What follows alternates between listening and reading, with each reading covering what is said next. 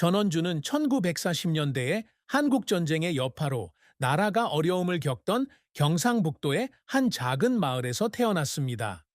농부인 부모님 밑에서 가난하게 자란 그는 곧 힘든 일상에 익숙해졌습니다. 하지만 전원주의 가장 큰 슬픔은 그 박탈의 세월이 아니라 그가 45살이던 1985년에 일어난 한 사건에서 비롯되었다. 그 해에 그의 막내딸 전수미 씨가 교통사고로 사망했습니다. 원주와 그의 아내 임진호의 가장 큰 기쁨은 단 12살의 수미입니다. 그 어린 소녀는 밝은 눈과 밝은 미소를 지으며 종종 집안을 뛰어다니며 많은 어려움을 겪고 있던 가족에게 웃음을 가져다 주었습니다. 그날 수미는 마을 길을 자전거를 타고 달리던 중 통제불능이 된 트럭에 치였습니다. 원주는 공장에서 일하던 중 그 소식을 접하고 떨리는 다리를 이끌고 병원으로 달려갔는데 딸이 침대에 누워 움직이지 않고 피범벅이 된 작은 몸을 발견하게 되었다. 그는 수미를 꼭 껴안고 절망에 빠져 그녀의 이름을 불렀지만 그녀는 결코 깨어나지 않았습니다. 그 순간 원주는 온 세상이 발밑으로 무너지는 듯한 기분을 느꼈고 그의 울부짖음은 병원 복도에 울려 퍼졌고 임진호의 흐느낌과 뒤섞였다. 수미를 잃은 아픔은 전원주에게서 결코 사라지지 않는다. 그는 아들 고재규에게 사고가 난 길을 지날 때마다 바람 속에서 수미의 웃음소리가 지워지지 않는 기억처럼 들린다고 말한 적이 있다. 원주는 자식에게 더 좋은 자전거를 사줄 돈이 없었던 것과 그 운명적인 날 자식 곁에 있지 못했던 것을 자기 탓으로 돌린다. 그는 수미가 살아있을 때 찍은 가족 사진을 보며 집 구석에 혼자 앉아 있을 때가 많았는데 그럴 때마다 눈물이 소리 없이 흘러내렸습니다. 시간이 흘러도 그는 계속 살고 일했지만 그 슬픔은 그의 가슴 속 깊은 상처와도 같았고 채울 수 없는 검은 구멍과도 같았습니다. 원주에게 수미를 잃은 것은 단순히 아이를 잃은 것이 아니라 자신의 영혼의 일부를 잃은 것이었고 가족의 미래에 쏟았던 희망의 일부를 잃은 것이었습니다. 그 슬픔은 원주라는 인물을 변화시키는 방식으로 인해 더욱 고통스러워진다. 사고 전에는 그는 재밌는 사람이었으며 종종 동료들에게 농담을 하고 일하는 동안에는 민요를 부르곤 했습니다.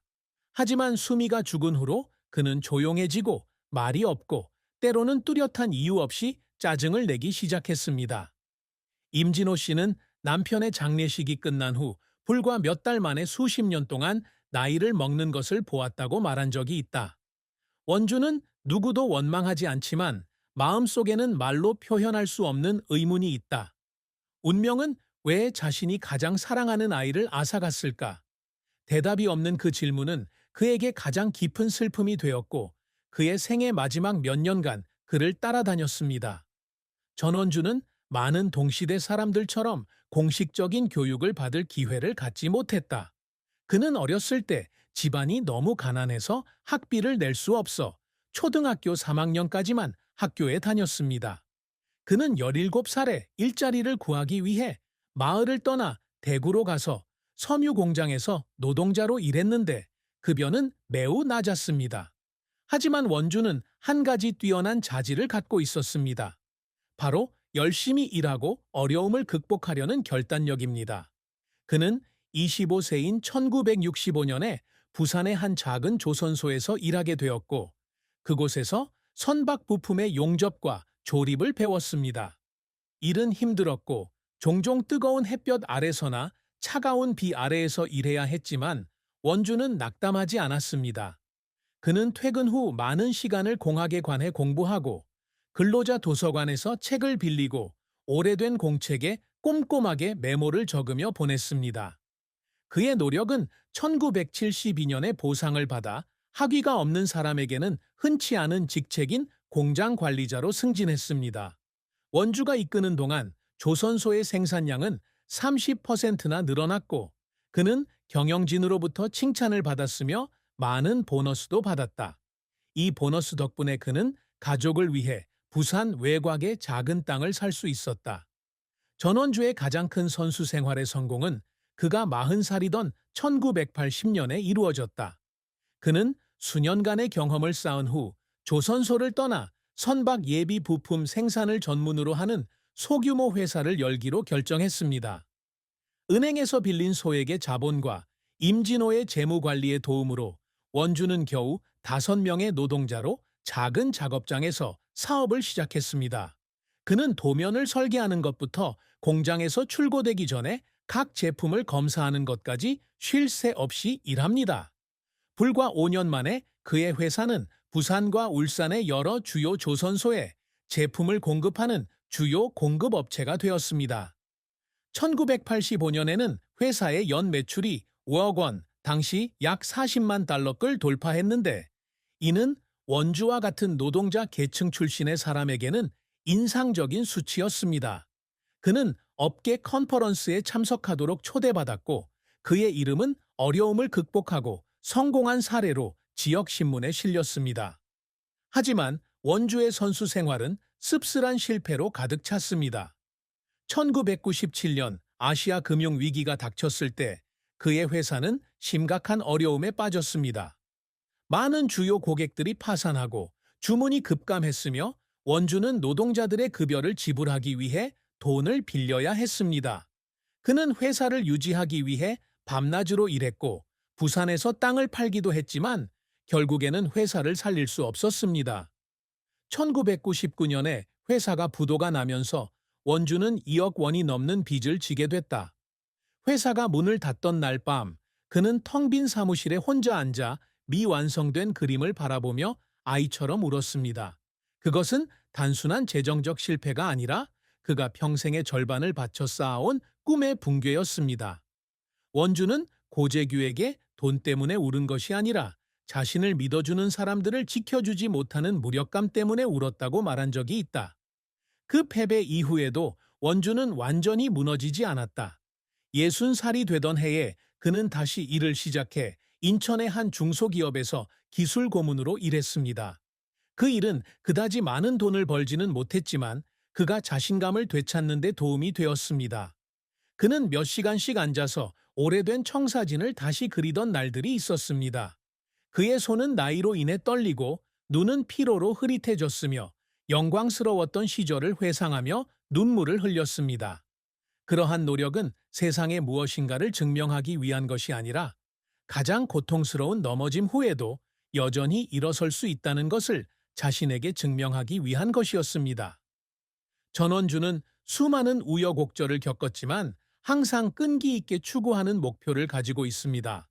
그중 하나는 외국 기업과 경쟁하기 위해 선박 부품의 한국 브랜드를 만드는 것입니다. 그는 회사를 운영할 당시 자신의 제품이 일본, 유럽, 심지어 미국으로 수출되는 날을 꿈꿨습니다.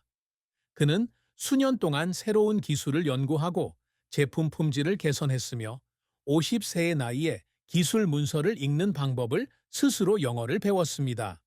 회사가 파산하여 그 꿈은 이루어지지 못했지만 원주는 완전히 포기하지 않았습니다.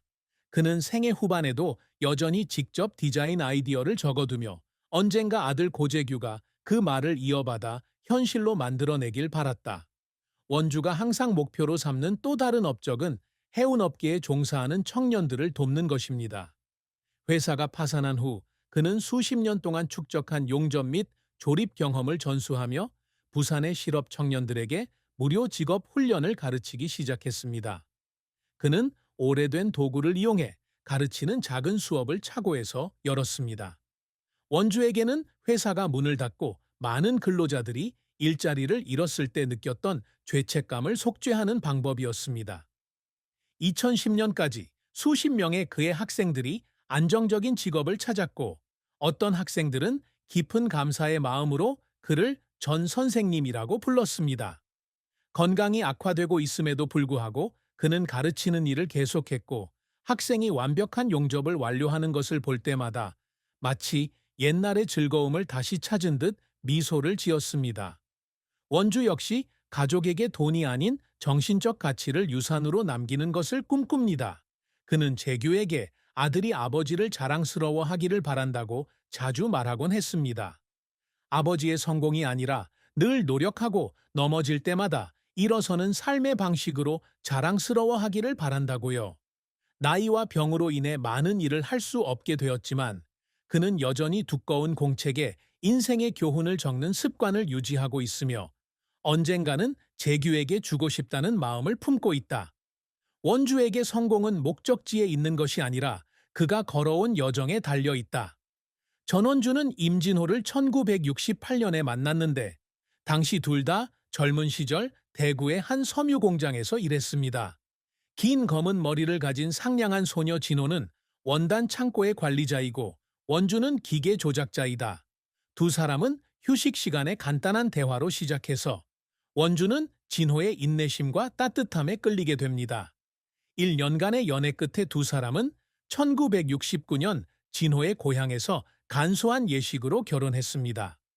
두 사람은 결혼 초기 부산의 작은 집에서 살면서 함께 가난을 극복했습니다. 진호는 가족의 경비를 관리하는 사람으로 원주가 직장 생활에 투자할 돈을 벌 수 있도록 항상 저축한다. 이들 사이에는 세 자녀가 있는데 고재규가 장남이고 전수미가 막내이다.